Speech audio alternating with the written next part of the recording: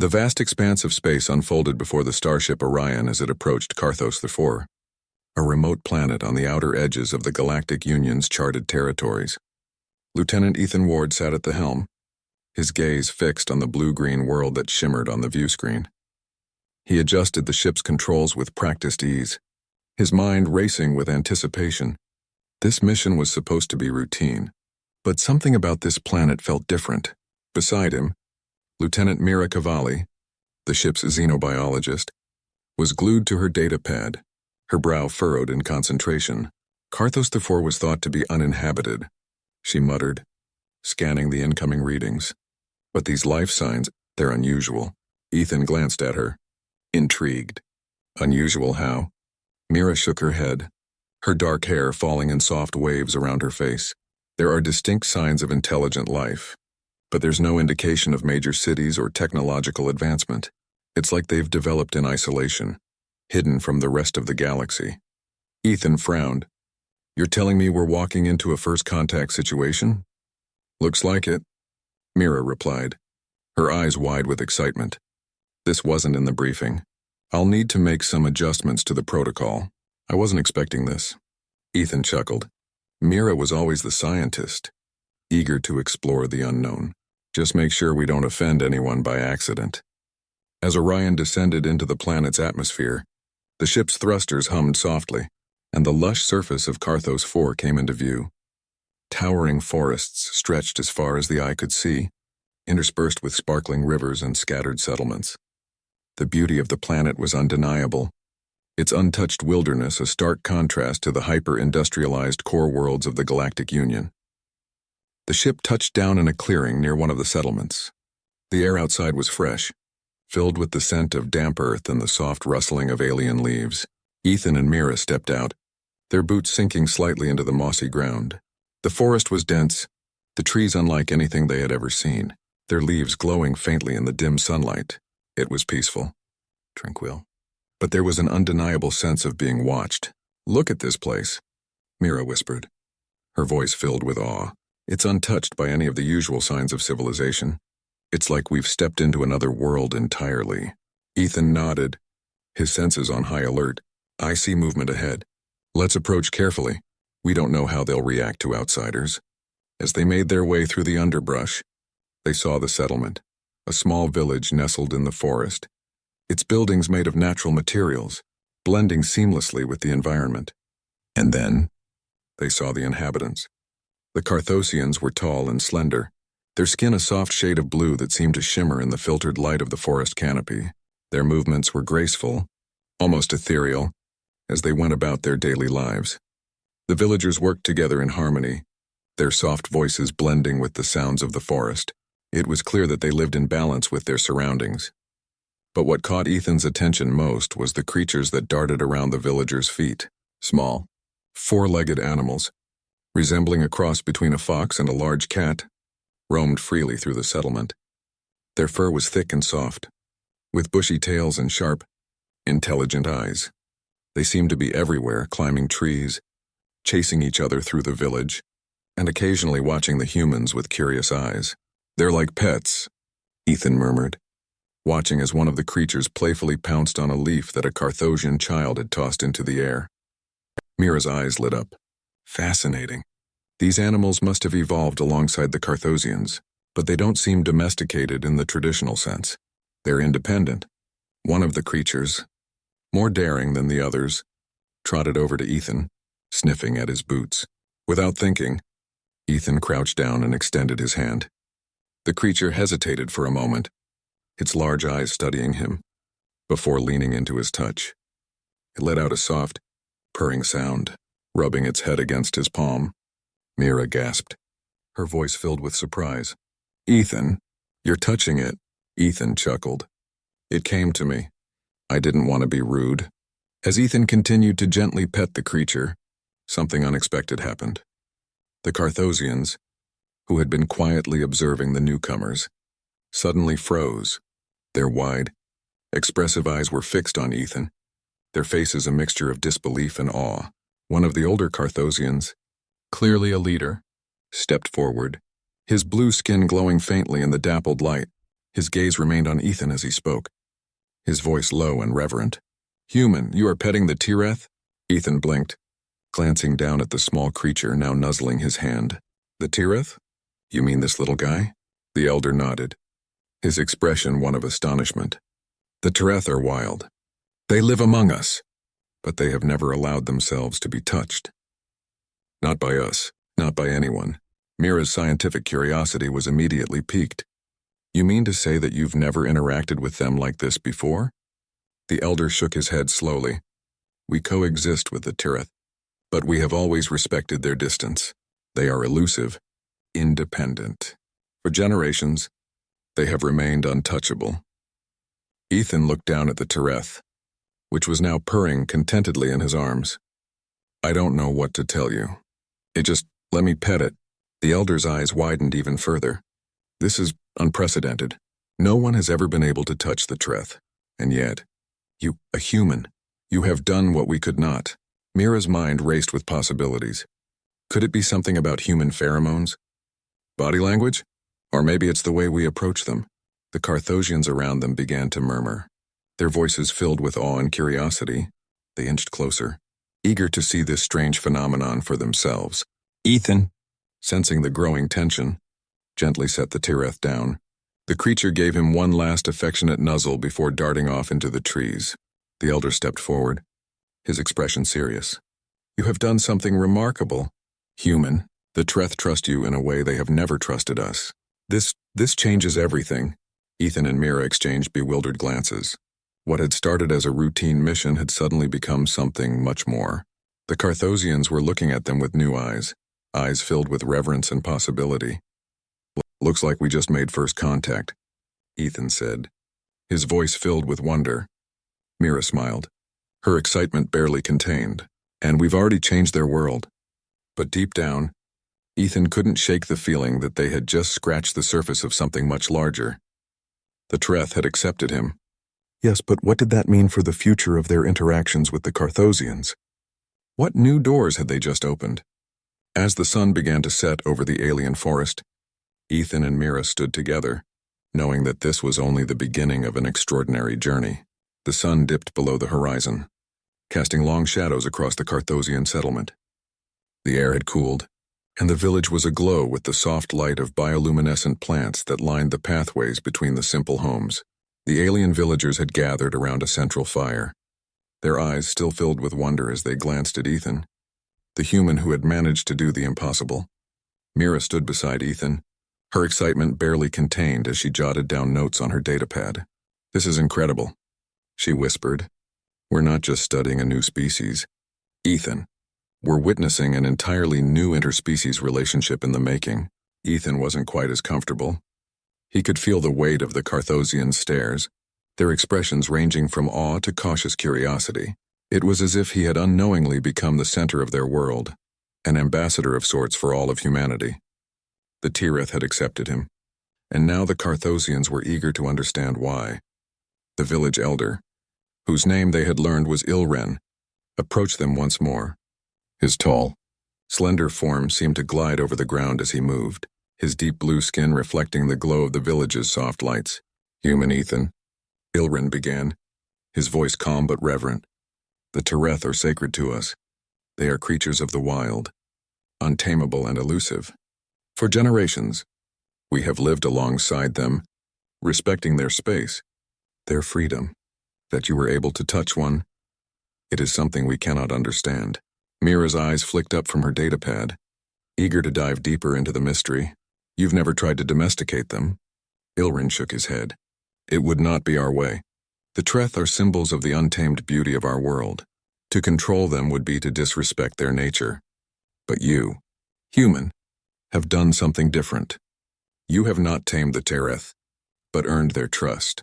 Ethan shifted uncomfortably under the attention. "I didn't mean to cause a stir," he said, his voice calm.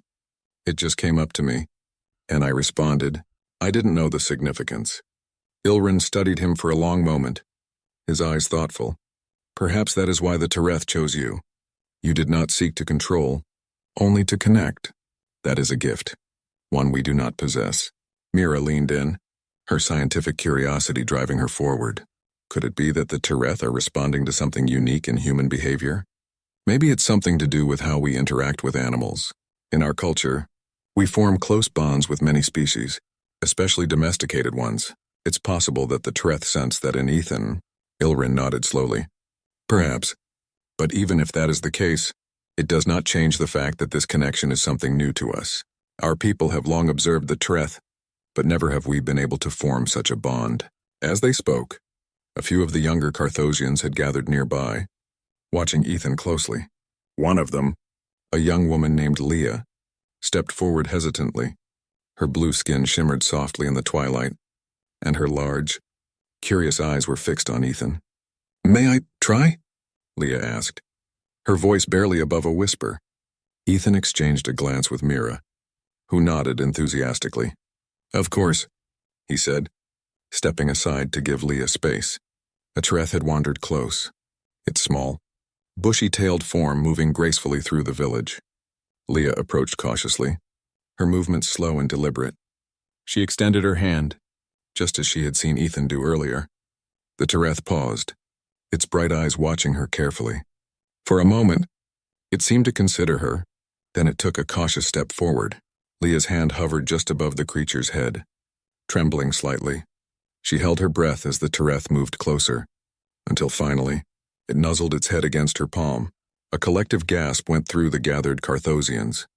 Leah's eyes widened in disbelief as she gently stroked the Tireth's fur, the soft purring sound filling the air once more. I did it," Leah whispered, her voice filled with awe. Mira clapped her hands together, her excitement palpable. "This is amazing. It's not just Ethan.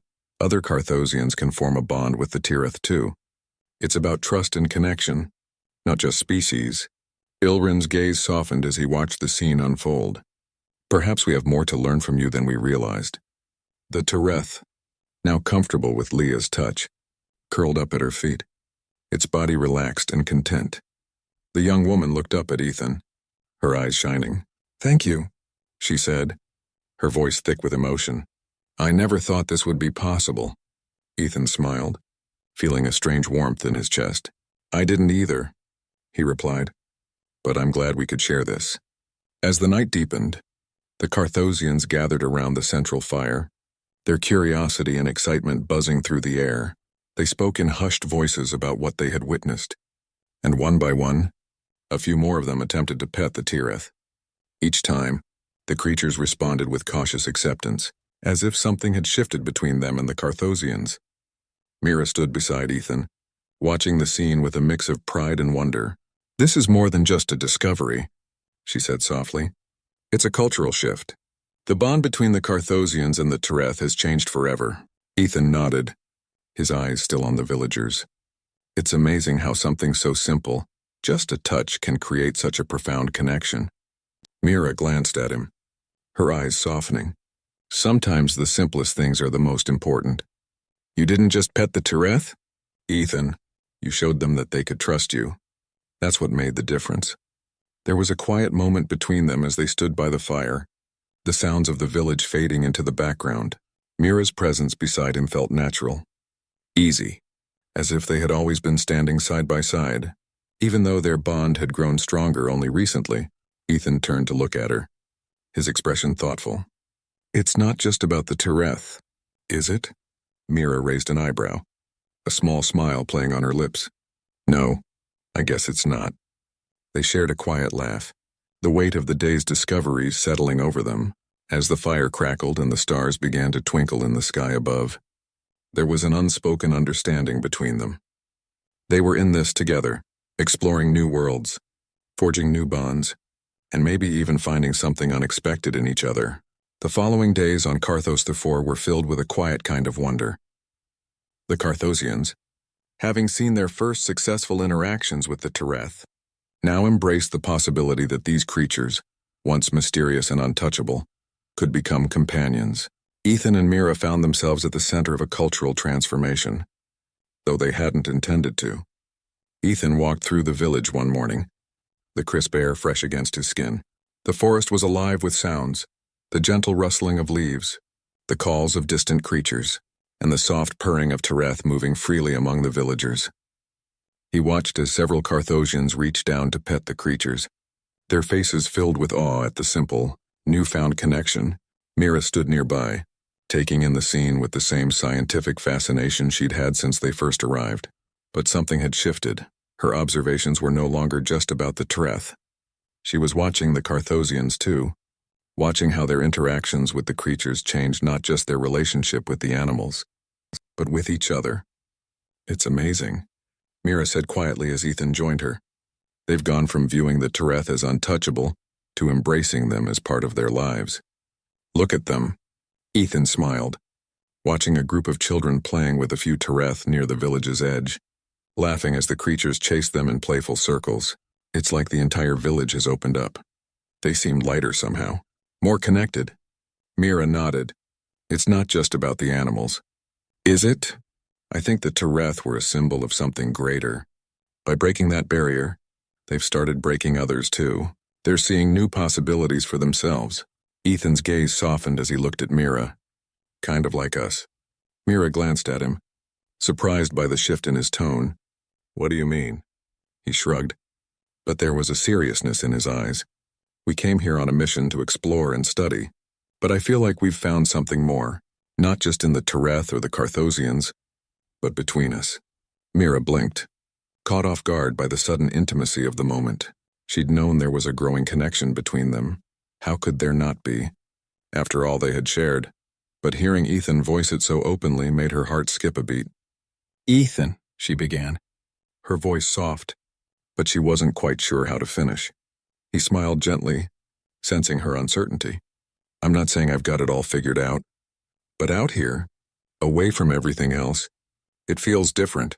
Simple, like we're discovering more than just a new planet. We're discovering each other." Mira felt a warmth spread through her chest, and she couldn't help but return his smile. "Maybe you're right," she said softly. "It does feel different here." Before either of them could say more, a familiar face approached Ilrin, the village elder, his eyes twinkling with quiet amusement as he saw them standing together. The tall Carthosian inclined his head respectfully. "Human Ethan, human Mira," he greeted. "It is good to see you both this morning. I trust you are well?" "We're well, thank you," Mira replied, her voice steady, though her cheeks flushed slightly as she noticed Ilran glancing between her and Ethan. "How are things with the Tereth?" Ilrin's face lit up. "Better than we could have ever imagined. The bond between our people and the Tereth has strengthened beyond anything we thought possible. Thanks to you, we are beginning to see the creatures as part of our lives, not simply as distant beings." Ethan's smile broadened. "That's good to hear. Ilran, I'm glad we could help." Ilrin paused, his expression growing thoughtful. "But I must admit, there is something more I wish to discuss with you both. As you have shown us the way to bond with the Tereth, I wonder if there is something deeper we have yet to uncover." Mira's curiosity was piqued. "What do you mean?" Ilrin's gaze turned toward the edge of the village, where the forest stretched out into the unknown. "There are stories among our people, legends passed down through the generations, of a deeper connection between the Tereth and the natural world. Some say that the Tereth hold a key to understanding the planet itself, that they are tied to something ancient and powerful. We have always dismissed these tales as myths, but now, I am beginning to wonder if there is truth in them." Ethan exchanged a glance with Mira. "What kind of connection?" Ilrin shook his head. "I do not know, but I have heard whispers of a place, deep in the heart of the forest, where the Tereth gather, a sacred place, hidden from all but those who are chosen. If the stories are true, perhaps it is there that we will find the answers we seek." Mira's eyes lit up with excitement. "A hidden sanctuary? This could be the key to understanding the Tereth on a whole new level." Ethan, ever the cautious one, folded his arms. "And you want us to go with you?" Ilrin nodded. "If you are willing. You have already shown us so much, and I believe you may be the key to unlocking the mysteries of our past. If the Tereth trust you, they may lead us to the place we seek." Mira looked at Ethan, her excitement barely contained. "We have to do this. Ethan, think of what we could learn." Ethan hesitated. The idea of venturing deeper into the unknown was thrilling. "Yes, But there was also a sense of unease. The forest was vast and untamed, and the legends Ilrin spoke of hinted at something far greater than what they had encountered so far. But then he looked at Mira, saw the fire in her eyes, the passion that drove her forward, and he knew he couldn't say no. "All right," he said, nodding. "We'll go." Later that day, the group set out: Ethan, Mira, Ilrin, and a few trusted Carthosians, accompanied by several Tereth who seemed to sense the importance of the journey. The deeper they ventured into the forest, the more otherworldly the landscape became. The trees grew taller, their bioluminescent leaves casting an ethereal glow over the forest floor. Strange, glowing plants lined the path, and the air was filled with a faint, humming energy, as if the planet itself was alive with unseen forces. Mira walked beside Ethan, her eyes wide as she took in the beauty around them. "This place, it feels almost sacred, doesn't it?" Ethan nodded, feeling the same sense of awe. "Yeah, it's like we're walking into something ancient." Ilrin led the way, his movements purposeful but reverent. "This is the heart of Carthos," he said quietly. "Few have ever ventured this far, but those who have speak of a place where the Tereth gather, a place where the balance of our world is maintained." As they continued, the Tereth began to move ahead, their agile bodies darting between the trees as if they were guiding the way. Their purring grew louder, filling the air with a sense of anticipation. Finally, they reached a clearing, and what they saw took their breath away.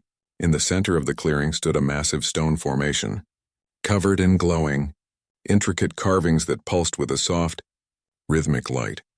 The Tereth gathered around the formation, their eyes glowing in harmony with the carvings. The air was thick with energy, a palpable force that seemed to hum through the ground beneath their feet.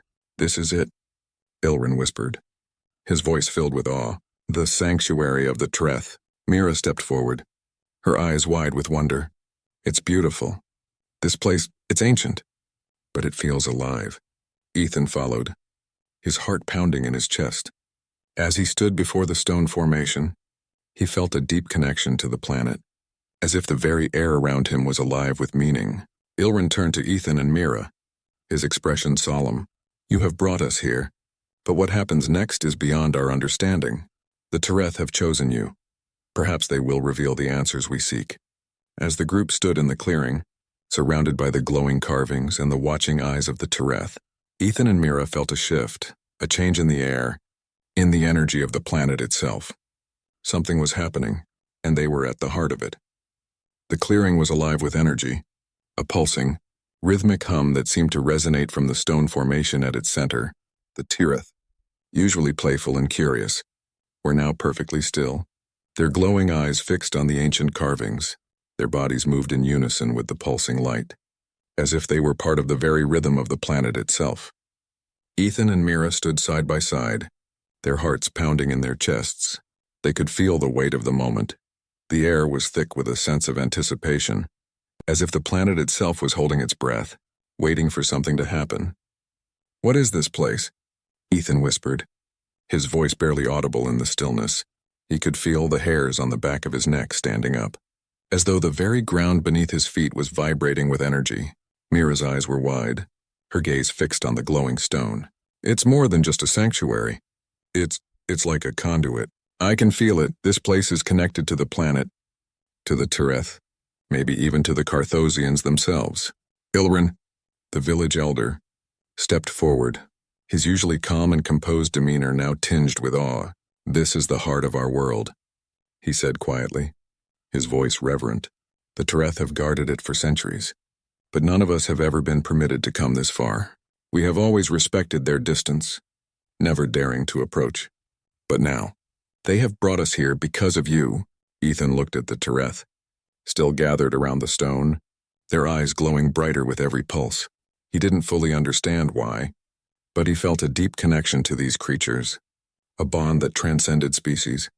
The Tereth had chosen him, just as they had chosen the Carthosians, perhaps. In some way, they had been waiting for this moment all along.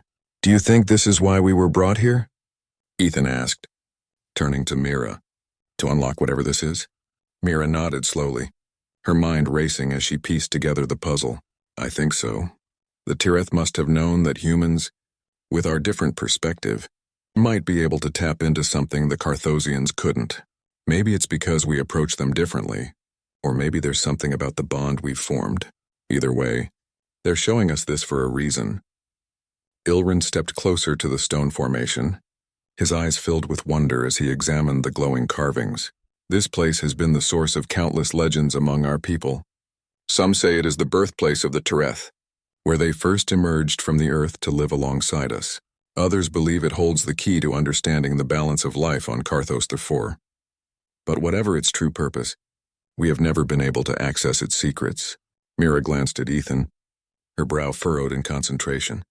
The carvings, and they almost look like a language. Don't they? Ethan nodded. Yeah, but not one I've ever seen before. It's like they're communicating something through the patterns, not just the symbols.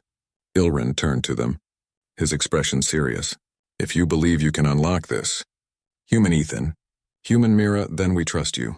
The Tirith have brought you here for a reason, and we will follow your lead. Ethan hesitated for a moment, feeling the weight of responsibility settle on his shoulders. He wasn't sure if he was ready for this. What if they were wrong? What if they made a mistake and disrupted something ancient and powerful? But as he looked at the Tirith, still watching him with their glowing eyes, he felt a sense of calm wash over him. We'll figure this out, Ethan said, his voice steady. Together, Mira stepped forward, reaching out toward the stone. As her fingers brushed against the glowing surface, the pulsing light intensified, and the carvings seemed to shift beneath her touch. She gasped, pulling her hand back. I felt something, she whispered. It's like the stone is responding to us. Ethan moved to stand beside her, his hand hovering over the carvings. He could feel the energy radiating from the stone, like a low hum vibrating through his skin. Slowly, he pressed his palm against the surface. The reaction was immediate. The carvings flared to life, glowing brighter than ever before, and the pulsing rhythm of the light quickened. The Tirith let out a soft, harmonious sound, their bodies moving in sync with the stone's new energy. Ethan felt the ground beneath his feet shift, as though the planet itself was awakening. Mira's eyes widened in awe. It's working. The air around them seemed to shimmer, and suddenly, the stone began to crack. Thin lines of light appeared, spreading outward from where Ethan's hand touched the surface. The ground rumbled, and the pulse of the light grew faster and faster, building to a crescendo. Then, with a brilliant flash, the stone split open. A column of light shot up from the center of the stone formation, reaching high into the sky, illuminating the clearing with a radiant glow. Ethan and Mira shielded their eyes from the brightness, but the Tirith didn't flinch. Instead, they moved closer to the light, their eyes reflecting the brilliance as if they were a part of it. As the light faded, Ethan and Mira slowly lowered their hands, their eyes adjusting to the new scene before them. In the center of the stone formation, where the column of light had emerged, now lay a small, glowing object, a crystal, pulsating with the same rhythm as the carvings. The Tirith gathered around it, their eyes locked on the crystal with reverence. What is that? Mira whispered, her voice filled with awe. Ilrin stepped forward, his eyes wide with wonder. The heart of Carthos, he said softly. It is said to hold the essence of our world, the balance of life and nature that sustains us all. Ethan felt a deep, instinctual pull toward the crystal. It was as if the planet itself was calling to him, urging him to take the next step. He glanced at Mira, who nodded in silent agreement. Together, they approached the heart of Carthos, their movements slow and reverent. As they neared the crystal, the Tirith parted, allowing them to step into the center of the circle. The glow of the crystal pulsed in time with their footsteps, and Ethan felt a warmth spread through his body, filling him with a sense of peace. Mira knelt down beside the crystal, her eyes wide with amazement. This is the key. This is what connects the Tirith to the planet. It's like they're the guardians of this balance. And now, we're a part of it too. Ethan reached out, his hand hovering over the crystal. So what do we do now? Ilrin, standing just behind them, spoke with quiet reverence. The heart has chosen you. It is up to you to decide how to use its power. Ethan hesitated, feeling the weight of the moment. He could sense the potential within the crystal, the power to shape the balance of the planet, to ensure its harmony for generations to come. But he also knew that such power came with great responsibility. Mira placed a hand on his arm, her touch grounding him. We don't have to control it, Ethan, we just have to protect it. The Tereth have guarded this place for centuries. Now, it's our turn to help them keep that balance. Ethan nodded, understanding. He gently placed his hand on the crystal, and the warmth of its energy flowed through him. The pulsing light seemed to resonate with his very being, filling him with a deep sense of connection to the planet and its creatures. As he stood, the crystal's glow dimmed slightly, returning to its steady, rhythmic pulse. The Tereth gathered around it once more, their bodies relaxed, as if they knew that the balance had been restored. Ilrin stepped forward, bowing his head in gratitude. Thank you, human Ethan, human Mira. You have helped us unlock a secret that has been hidden for generations. The bond between our people and the Tereth has grown stronger, and we are forever in your debt. Mira smiled, her heart full. We didn't do it alone. The Tereth brought us here. They're the true guardians of this place. Ethan glanced at Mira, feeling the weight of what they had accomplished together, and now we're a part of that, too. As the group made their way back to the village, the sun began to rise over the horizon, casting a golden light across the forest. The Tereth followed them, their movements calm and graceful, as if they knew their world was in safe hands. Ethan walked beside Mira, their shoulders brushing as they moved through the trees. The connection between them felt stronger than ever, an unspoken bond that had grown in the heart of the alien forest, forged through trust, discovery, and a shared sense of purpose. As they neared the village, Ethan glanced at Mira, a soft smile on his lips. What do you think comes next? Mira looked at him, her eyes bright with possibility. Whatever it is, we'll face it together, and as the first rays of light bathed the village in warmth, Ethan knew that their journey, both on Carthos 4 and with each other, was only just beginning.